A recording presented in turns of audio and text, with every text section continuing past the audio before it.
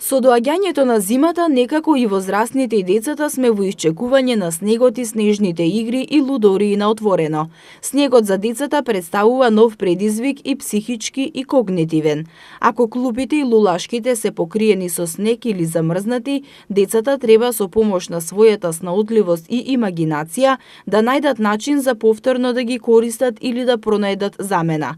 Играњето со снегот бара одредени способности и затоа зимата е совршеното годишно време за развивање на истите, на што треба да внимаваат родителите и како да го подготват своето дете за играта на снегот.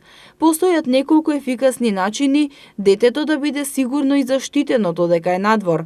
Најпрво се разбира е топлата облека, но постојат и многу благодети кои ги нуди и ладното време. Родителите треба да одредат време кое децата ќе го поминат надвор со кратки паузи за одмор за да се загреат. Децата облечете ги слоевито и не дозволувајте да поминуваат долго време на отворено кога се екстремно ниски температури.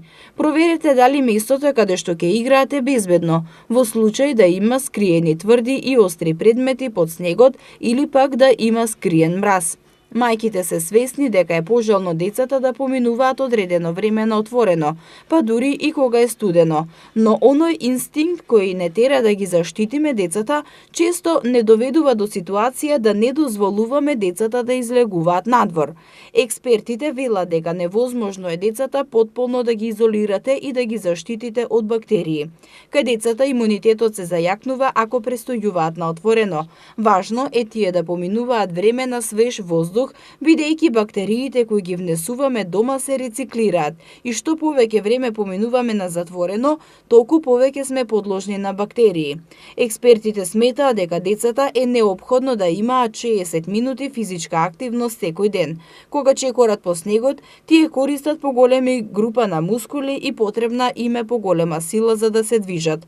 Ако децата надвор поминуваат време и играат на снегот, подобро и ќе спијат, ќе им се зголеми апетитот и со самото тоа ќе бидат повеќе расположени.